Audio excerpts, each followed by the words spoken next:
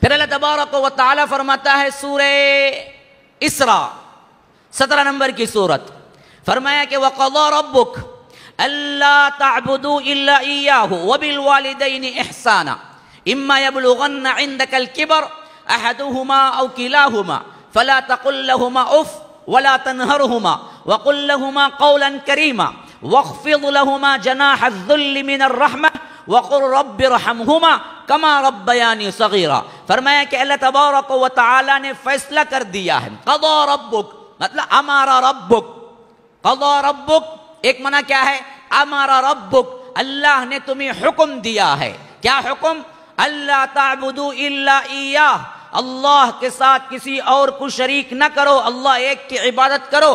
وبالوالدین احسانا، والدین کے ساتھ حسن سلوک کرو۔ اما یبلغن عندک الکبر، ان میں سے دونوں اگر بوڑھے ہو جائیں، عندک الکبر احدہما او کلاہما، ایک یا دونوں، ماں باپ میں سے کوئی ایک یا دونوں بڑھاپے پہ پہنچ جائیں، ان کی عمر وہاں پہنچ جائے، کسی کو بڑھاپے میں اپنے باپ اور ماں کی خدمت کرنے کی توفیق مل جائے تو یہ بہت بڑی اللہ کی نعمت ہے۔ اور اس میں ذکر پہلے کیا کہ یبلغن عندک الکبر احدہما او کلاہما، ایک کوئی تم میں کا ماں باپ میں سے کوئی ایک بڑھاپے کی عمر کو پہنچ جائے یا نہیں تو دونوں پہنچ جائیں۔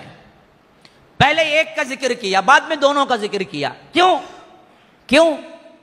دو ہوتے تو کم از کم ایک دوسرے کی بات ہلکا کر لیتے، جان ہلکا کر لیتے ایک دوسرے سے۔ ماں باپ دونوں ہی بڑھاپے کو پہنچ گئے نا، تو کم از کم تو ہے میاں بیوی، ایک دوسرے کے ساتھی غم گسار تو کوئی مل جائے گا، وہ تھوڑی دیر کے لیے یہ تھوڑی دیر کے لیے بات چیت تو کر ہی لیں گے۔ لیکن اللہ کسی ایک کو بلا لے، کسی ایک کو رکھے، ان کا زیادہ خیال رکھنا چاہیے، اس وجہ سے پہلے ذکر کیا احدہما۔ کیوں؟ ان کو ان کا ساتھی بھی نہیں ہے۔ کوئی باپ تنہا رہ جائے یا کوئی ماں تنہا رہ جائے تو اولاد کے ذمے زیادہ حق بنتا ہے کہ ایک کی زیادہ خدمت کرو۔ کیوں؟ اگر دو ہوتے تو کم از کم وہ دونوں تو وقت گزار لیتے کچھ نہ کچھ، لیکن ایک تنہا ہو گئے تو اب تمہیں پورا دیکھنا ہے۔ اب کوئی بات شیئر کرنی بھی ہے تو وہ اولاد سے شیئر کریں گے، تم بیٹھتے ہی نہیں ہو، تم ان سے بات ہی نہیں کرتے ہو۔ دنیا جہاں کی باتیں کرنے کے لیے دوستوں کے ساتھ وقت ہے، لیکن ماں کے پاس بیٹھ کے ایک اچھی بات بولنے کے لیے وقت نہیں ہے۔ اس سے بدبخت ترین درندہ کون ہوگا؟ جس نے پرورش کی، اس کو خون بنا کے دودھ بنا کے پلایا، اس کے لیے بھوکی رہی، اس کے لیے راتوں کو جاگا، ایسی شخصیت اور ہستی کے لیے بڑا ہو کہ اس کے پاس وقت نہیں ہے کہ بیٹھ کے بات۔ بعض لوگ سمجھتے ہیں کہ پیسہ بھیج دیا بہت بڑا ہم نے کیا کارنامہ انجام دے دیا۔ یاد رکھیے پیسہ غم گساری نہیں کر سکتا۔ وَبَنِينَ شُهُودًا، حاضر رہنے والے جو ہوتے ہیں نا وہ اولاد ہیں، اصل میں خدمت میں بیٹھتے ہیں، وقت دیتے ہیں، ماں باپ کے لیے آ کے بیٹھ کے ان کی باتیں سنتے ہیں، تب کہیں جا کے وہ چیز جو ان کے دل میں ہوتی ہے، ان کے لیے بات چیت، وقت دینا، یہ سب سے اہم ہوتا ہے۔ ان کا شکوہ یہ نہیں ہوتا کہ پیسہ نہیں دیتا ہے، ان کا شکوہ یہ ہوتا ہے کہ بیٹا میرے پاس بیٹھتا نہیں، بیٹی میری بات سنتی نہیں، میں بڑھاپے میں پہنچ گئی ہوں، میرے پاس کوئی وقت گزارنے کے لیے نہیں آتا ہے۔ شکوہ تو یہ ہوتا ہے ماں باپ کا۔ تو اصل میں وقت کا دینا، ان کی معصوم سی باتوں کو کیا ہے؟ مذاق نہ اڑانا۔ تم ایک زمانے میں اس سے زیادہ پاگل اور معصوم تھے، ماں باپ تمہارا مذاق نہیں اڑاتے تھے، تمہاری ایک ایک بات کو جواب دیتے تھے، ایک ایک بات کو جواب دیتے تھے۔ تم 10 مرتبہ پوچھتے تھے تو وہ 10 مرتبہ جواب دیتے تھے، کیونکہ بچوں کی عادت ہوتی ہے عام طور پر جب بات کرنا یا باہر سے دیکھنا شروع کرتے ہیں شعور پیدا ہوتا ہے، باپ کو یا ماں کو تنگ کرتے ہیں، بتاؤ یہ کیا ہے، بتاؤ یہ کیا ہے۔ کتنے مرتبہ پوچھے اتنے مرتبہ ماں باپ خوش ہو کے بولتے ہیں کہ بیٹا اس کو فین کہتے ہیں، بیٹا اس کو لیٹ کہتے ہیں، بیٹا اس کو یہ کہتے ہیں، بیٹا اس پھر پوچھتا ہے، یہی پوچھتا ہے۔ ایک مرتبہ وہ مشہور واقعہ جو کہ واٹس ایپ وغیرہ میں بہت زیادہ آیا تھا، لیکن عبرت کے لیے میں کہتا ہوں کہ ایک والد اپنے بیٹے کے ساتھ باغ میں بیٹھا ہوا تھا اور بوڑھا تھا کہ اس نے ایک پرندہ اڑ کے گیا تو اس نے پوچھا کہ بیٹا یہ کیا ہے؟ اس نے جواب دیا کہ فلاں پرندہ ہے۔ باپ تو کم سنائی دیتا ہے، کمزور ہو گیا اور ذہن میں بھی کیا ہے، بیٹھتی نہیں ہے بات۔ تو تھوڑی دیر گزری اور اس کے بعد پھر کہا کہ بیٹا یہ کیا ہے؟ تو بڑا کیا ہے بدصورتی کے انداز میں کہا کہ پہلے ہی بتایا نہیں تھا یہ پرندہ ہے. اب پھر تھوڑی دیر گزری تو پھر وہ پرندہ یہاں سے وہاں اڑا. تو باپ نے پوچھا کہ یہ کیا ہے؟ کہا کہ کتنے بار بتاؤں، 3 مرتبہ بتا چکا ہوں. تو باپ نے کہا کہ بیٹا ذرا میرے ساتھ آنا. پھر وہ اندر گیا، الماری کھولی، لاکر کھولا. تو اب دراصل بیٹا سمجھ رہا تھا پتہ نہیں اب کیا ہیرے وغیرہ جواہرات یا آ کر کوئی اور چیز ڈاکومنٹس وغیرہ دینے والے ہیں، شاید باپ زیادہ خوش ہو گئے میرے سے.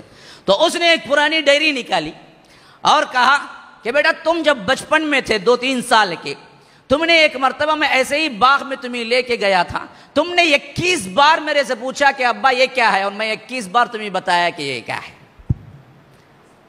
آج تم 3 مرتبہ پوچھنے میں غصہ. میں نے وہ ڈیٹ لکھ کے رکھی ہے اس ڈیری کے اندر کہ اس دن تم نے میرے سے 21 مرتبہ پوچھا کہ ابو یہ کیا ہے، تو میں 21 مرتبہ بلا کوئی جھجک کے تمہیں بتاتا رہا. آج بڑھاپے میں نے 2 مرتبہ تم سے پوچھ لیا تو تم جھنجلا گئے. بچپن بھول جاتا ہے بندہ بہت جلد. اپنا بچپن یاد کرو کہ کس حالت میں تمہیں پرورش کی تھی، ماں باپ کی اس کے اندر کیا تقویٰ کوششیں ہیں. فرمایا کہ اما یبلغن عندک الکبر احدہما او کلاہما، دونوں یا ایک بڑھاپے کی منزل پہ پہنچ جائیں خاص کر، فلا تقل لہما اف، ان کے سامنے اف بھی نہ کہو. اف اف کتنا جملہ ہے جی؟ اف کیا مطلب؟ جھڑکی دینا تو بہت دور کی بات ہے، صرف ان کی کسی بات پہ اف بھی نہ کہو، ناگواری کا اظہار بھی نہ کرو، خواہ وہ تمہیں کتنے مرتبہ ہی کیوں نہ کہیں اور وہ کتنے مرتبہ ہی بھول جائیں. اللہ حکم دیتا ہے ان کے ساتھ اف بھی نہ کرو. فلا تقل لہما اف ولا تنہرہما، اور جھڑکی تو ہرگز نہ دینا، جھڑکی ہرگز نہ دینا. ماں کہتی ہے جا بیٹا جاؤ، میں کتنے مرتبہ گیا میں، نہیں ریکویسٹ کرو. ابھی جا کے آیا تھا، تھوڑی دیر بعد جا رہا ہوں. لیکن تمہارے دوستوں کے لیے، تمہارے اپنی منمانی خواہشوں کے لیے ماں کو جھڑکی نہ دو. وہ اولاد کبھی کامیاب نہیں ہوتی جو ماؤں کو جھڑکی دیتی ہے، جو دوست سے زیادہ جو اپنے آپ پر ترجیح دیتی ہے، جو دوستوں کو ترجیح دیتی ہے باپ کے علاوہ. باپ کو وہ وقت نہیں، دوستوں کے لیے وہ وقت ہے. ماں کو وہ وقت نہیں، بیوی کے لیے وہ وقت ہے. نہیں، برابری کرو، ان کے لیے بھی وقت دو، ان کے لیے بھی وقت دو، دونوں میں مینیج کرو، بیلنس لے آؤ، ورنہ اللہ تبارک و تعالیٰ کے ہاں پوچھے جاؤ گے. یہ حق ہے ان کا. فرمایا کہ ولا تقل لہما اف، اف بھی نہ کہو، ولا تنہرہما، جھڑکی تو ہرگز نہ دینا، وقل لہما قولا کریما، جب بھی بولنا ہے بڑے ہی اپنائیت کے ساتھ، قولاً کریماً، اچھا میٹھا بول بولو ان کے ساتھ، منہ میٹھا، کڑوا کسیلا نہ. ماں کتنی ہی غصے والی کیوں نہ ہو، تمہارا حق بنتا ہے کہ تم اچھا بولو ان کے ساتھ. ماں گالی دے دی میں بھی گالی دوں، بدبخت ماں کے برابر ہی کرتا ہے. ماں تو تیرا غلاظت اٹھائی تھی، تجھے بنایا تھا، تو نے کیا کیا تھا؟ تو ماں کے برابری میں گالی دے گا؟ ماں نے کچھ کہہ دیا تو بھی وہی کہے گا؟ آج کی اولاد برابری کرتی ہے. کہاں برابری؟ اللہ کہتا ہے کہ قولاً کریماً، ایسا بول بولو جو بڑا نرم ہو. حسن بصری کے بارے میں رحمہ اللہ، جو تمام تابعین کے امام مانے جاتے ہیں، کہتے ہیں کہ جب وہ ان سے ماں سے بات کرتے تو ماں کو پوچھنا پڑتا کہ بیٹا تم نے کیا کہا. اور اتنے بڑے واعظ تھے اور ان کا مجمع لاکھوں کا ہوتا تھا، لاکھوں کا. جب مسجد میں بیٹھ کے خطاب دیتے لاکھوں کا مجمع ہوتا تھا، اور آواز اتنی بلند تھی کہ انہیں لاؤڈ اسپیکر کی تو اس زمانے میں تھے ہی نہیں، لیکن لوگ بات کو بات پہنچاتے تھے. لیکن حسن بصری میں وہ بھی ضرورت نہیں آتی تھی کہ ان کی آواز ہی اتنی کافی تھی کہ لاکھوں کے مجموع تک پہنچ جائیں. ایسی بہترین آواز تھی، لیکن ماں سے بات کرتے تھے تو اتنا آہستہ پس کر دیتے تھے کہ ماں کو پوچھنا پڑتا تھا کہ بیٹا تو نے کیا کہا. اور جب یہ باہر آتے تھے تو طلبہ پوچھتے تھے امام آپ کی آواز تو ہزاروں میں پہنچتی ہے، آپ ماں سے اتنا پس بات کرتے ہیں کہ ماں کو پوچھنا پڑتا ہے. تو کہا کہ اللہ نے قولاً کریمہ کہا، میں ڈرتا ہوں کہیں آواز ماں سے بلند نہ ہو جائے، اللہ ناراض نہ ہو جائے. میری آواز ماں سے بلند نہ ہو جائے اور اللہ ناراض نہ ہو جائے. اس وجہ سے مجھے اپنی آواز کو پست کرنا پڑتا ہے. بڑی مشکل سے پست کرتا ہوں صرف اس وجہ سے کہ اللہ نے کہا ہے کہ قولا کریما، اچھی بات کرو ان سے. اور فرمایا وَاخْفِضْ لَهُمَا جَنَاحَ الذُّلِّ مِنَ الرَّحْمَةِ. اپنے لیے بھی نہیں فرمایا، اپنے لیے بھی یہ نہیں فرمایا کہ تم میرے دربار میں نماز کے لیے کھڑو تو کھندے جھکا کے کھڑے ہو، نہیں کہا اللہ نے. ماں باپ کے لیے کہا کہ ماں باپ کے سامنے تم کھڑے ہو تن کے مت کھڑے ہو. کس کے پاس تناوٹی دکھا رہے ہو؟ اس کے پاس جنہوں نے تمہاری غلاظت اٹھائی. تم غلاظت تو کھا لیا کرتے تھے، تمہیں پتہ بھی نہیں تھا. ایسے وقت میں تمہیں دھلا کے پہنا کے خوبصورت پاؤڈر لگا کے تمہیں دیکھ کے خوش ہوتی تھی تو کون تھی وہ مائیں تھی، وہ باپ تھے. تو ان کے سامنے کھڑے ہوتے وقت یہ کھندے اونچے نہ ہو جائیں، یوں تن کے مت کھڑے ہو.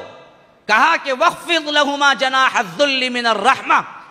تذلل کے ساتھ اپنے آپ کے یہ کھندے جھکا کے رکھو ان کے سامنے، تن کے بات مت کرو، نہ باپ کے سامنے نہ ماں کے سامنے. ماں باپ کیسے سلوک کریں یہ دوسری بات ہے. ماں باپ، بعض لوگ کہتے ہیں کہ ماں باپ ایسا کرتے نا مولوی صاحب ہمیں کیا. ماں باپ جو کرتے ہیں وہ جواب دہ ہیں. ماں باپ جو کرتے ہیں اولاد کے حق میں وہ جواب دہ ہیں. لیکن تمہارا اگر معاملہ اللہ کے سامنے پیش ہوگا تو اللہ پوچھے گا تمہارا سلوک ماں باپ کے ساتھ کیا تھا. یہ نہیں پوچھے گا کہ ماں باپ کا سلوک تمہارے ساتھ کیا تھا. وہ ان سے سوال ہونے والا ہے، وہ جواب دے دیں گے. لیکن تمہیں اگر مسلمان ہے، تم مانتے ہو کہ اللہ، تم مانتے ہو کہ قرآن اللہ کا کلام ہے، تم مانتے ہو کہ محمد الرسول اللہ صلی اللہ علیہ وسلم ہمارے نبی ہیں، رسول ہیں، ان کی کہی ہوئی بات کو ٹالنا نہیں ہے، تو پھر ہمارے لیے حکم ایک ہی ہے کہ وہ کچھ بھی کر لیں تمہارے ساتھ بدسلوکی، لیکن تمہارے لیے جائز نہیں کہ تم ان سے بدسلوکی کرو. اللہ نے اپنے لیے نہیں کہا کہ کھندوں کو جھکا کے نماز میں کھڑے ہو، لیکن والدین کے لیے کہا. جاؤ جا کے اٹھا کے دیکھو اسراء کیا وَاخْفِضْ لَهُمَا جَنَاحَ الذُّلِّ مِنَ الرَّحْمَةِ. والدین کے آگے اپنے کندھوں کو جھکا کے رکھ کے کھڑے ہو. اور جب کبھی بھی اللہ کی بارگاہ میں ہاتھ اٹھاؤ سیلفشنس کے ساتھ اپنے آپ کو دعا مت کر لو، بلکہ کہو قُلْ رَبِّ ارْحَمْهُمَا کما ربیانی صغیرا. اے اللہ میرے ماں باپ پر رحم فرما جس طرح انہوں نے مجھے بچپن میں رحم و کرم کے ساتھ پالا تھا. ماں باپ کو نہ بھولو، وہ نہ ہوتے تو تم نہ آتے، وہی تو ذریعہ تھے دنیا میں آنے کا.